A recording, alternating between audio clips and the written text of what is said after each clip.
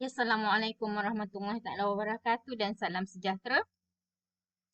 Okay, so dalam video kali ini masih lagi membincangkan tentang customer value based pricing.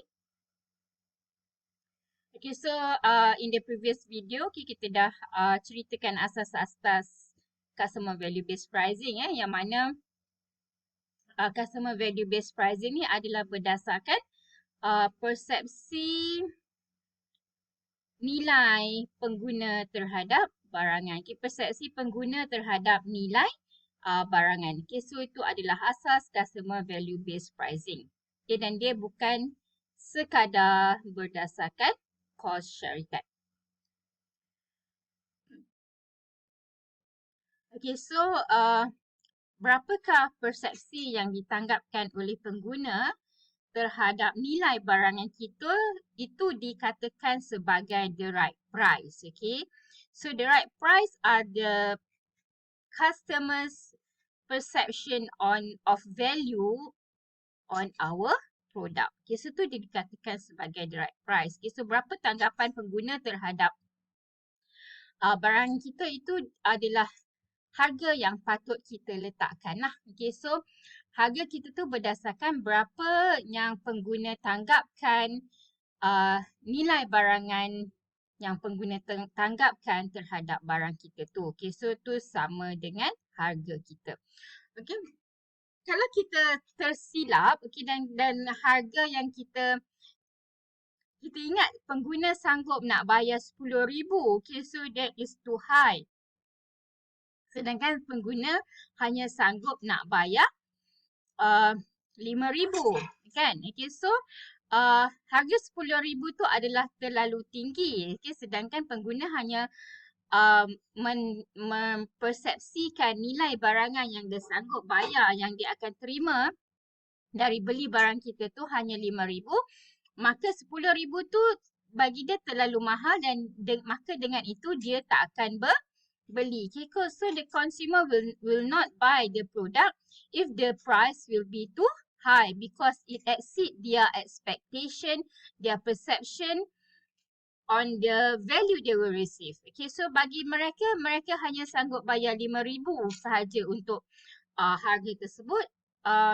Dan kalau 10,000 dia terlalu mahal dan dia tak akan bayar. Okay, so maka of course sales company akan suffer. Okay, sales company akan rendah lah. Okay, sebab apa? Sebab dia harga yang kita letakkan terlalu tinggi. Okay, sepatutnya kita letak 5,000 sebab itulah harga yang ditanggapkan oleh pengguna. Itu kalau you letakkan harga terlalu tinggi berbanding dengan nilai yang ditanggapkan oleh pengguna terhadap barangan you. Tapi kalau you letak harga yang rendah daripada nilai yang ditanggapkan oleh pengguna, nilai yang ditanggapkan tu dikira the right price lah, kan? Okay, tapi kalau you letakkan harga yang lebih rendah dari the right price tu, nilai tanggapan tu, mungkin jualan akan meningkat. Okay, mungkin you tak ada masalah dalam jualan you.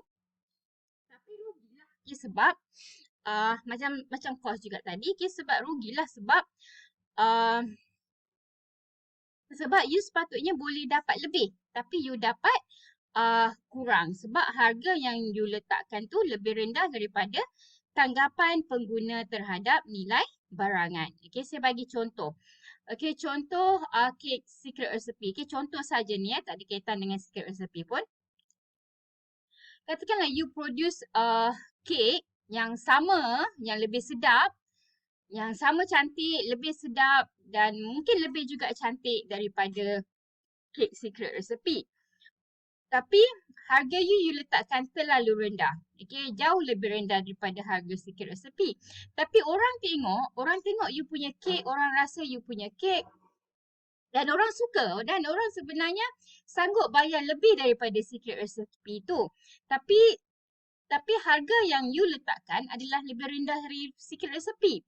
So ada kerugian lah kat situ. You sepatutnya boleh untung RM50 but you untung hanya RM20. Okay, so rugi kat situ. Okay, macam saya cerita masa sembang kos tadi kan. Okay, so you sepatutnya boleh untung RM50 tapi sebabkan you letak harga yang rendah daripada persepsi pengguna terhadap barangan you, maka you hanya dapat untung RM20. Tapi mungkin you tak ada masalah sales lah sebab orang happy lah nak beli kan sebab harga dia lebih rendah daripada yang dia tanggapkan. Okay, so tapi kerugian dari segi persepsi tersebut adalah berlaku. Okay, so di kata lain, consumer value based pricing, harga yang akan diletakkan, harga yang dirasakan betul adalah harga yang mengikut tanggapan pengguna terhadap nilai barangan. Okay, so itu adalah harga yang sepatutnya diletakkan oleh pengeluar. Okay. Okay, so make sure the right price adalah the right perception of value from the customer. Okay, not too high and not too low. Okay, so that is the right price. Okay, based on the perception. Okay, so back to the just nak highlight semula. Okay, the definitions of value based pricing. Use buyer's perception of value, not seller's cost as the key to pricing. Okay, so value based pricing menggunakan persepsi pengguna terhadap nilai barangan daripada pembelian dia tu dan bukannya berdasarkan cost. Okay, so basically ada dua jenis yang kita boleh letakkan, good value dan juga value added. So the right price ni boleh jadi good value tadi dengan value added. Okay, so the right price ni tak semestinya tinggi je ya. Okay, the right price ni boleh juga jadi harganya murah atau boleh juga jadi harganya mahal. Okay. Okay, so secara spesifiknya customer perception of value ni, okay, customer based value pricing ni boleh jadi ada dua strategi lah. Okay, sama ada good value ataupun value added. Good value ni adalah harga murah. Okay, dan value added ni adalah harga mahal. Okay, tak kira lah dia harga murah ataupun harga mahal tapi dia masih lagi kategori the right pricing. Okay, sama ada dia good value ataupun value added. Macam saya cakap, good value ni adalah harga murah, value added adalah harga mahal. Tapi dia masih lagi satu nilai yang ditanggapkan oleh pengguna. Kalau good value ni maksudnya tanggapan pengguna adalah harga barang tu should be murah. Okay. Whereas value added ni bagi pengguna barang tu okay untuk mahal sebab dia ada nilai value added in the product. Okay. So walaupun dia harga murah, dia tetap the right price lah. Okay, jangan confuse dengan yang gambar rajah arrow atas bawah tadi.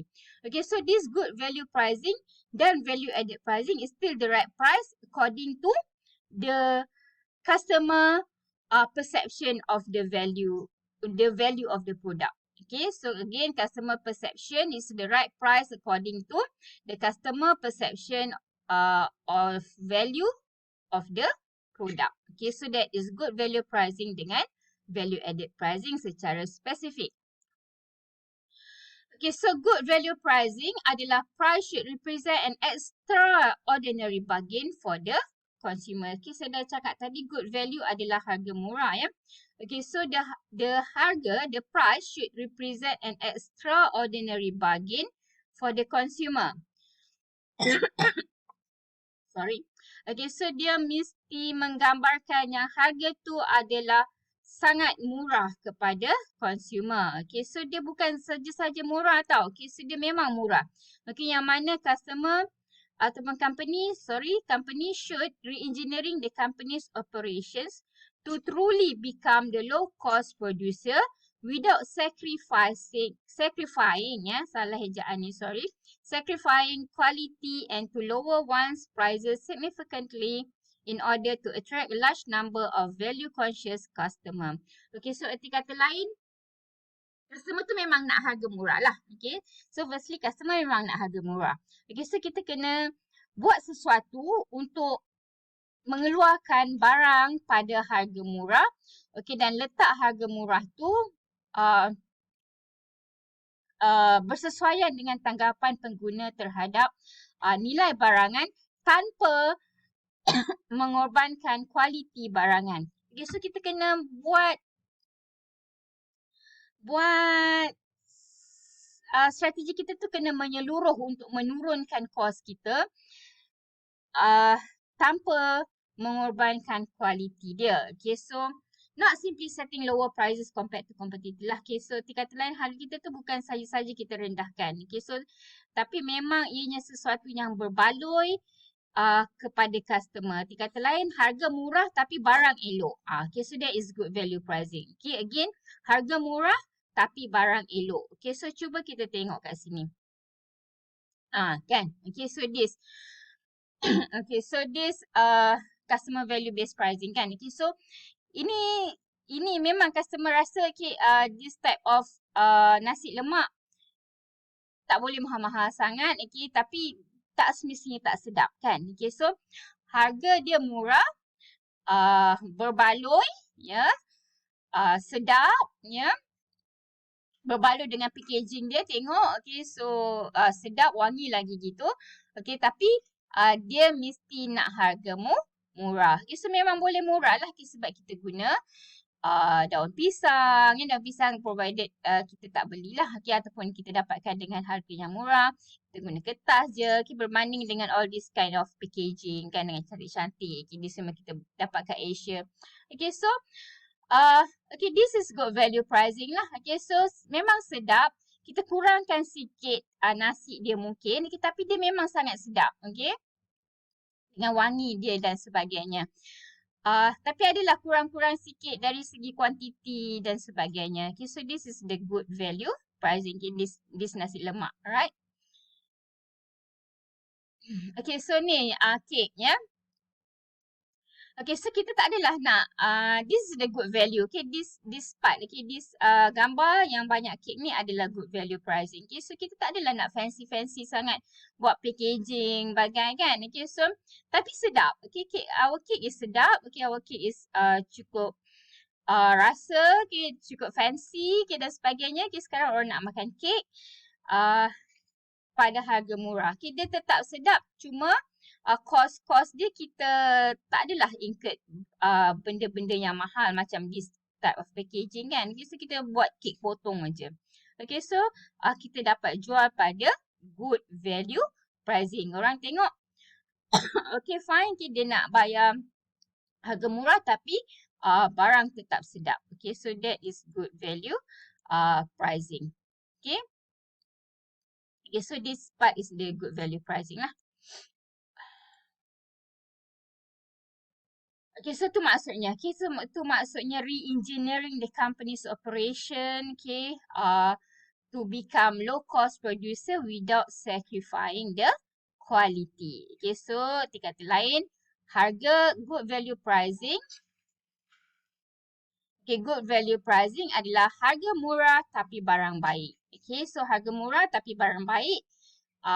Sebab apa harga murah, okay, kita kurangkanlah kos-kos tertentu, okay, tapi barang tetap baik. Okay, so tu dan customer pun rasa okay, ianya berbaloi lah. Okay, so that is the good value pricing. Okay.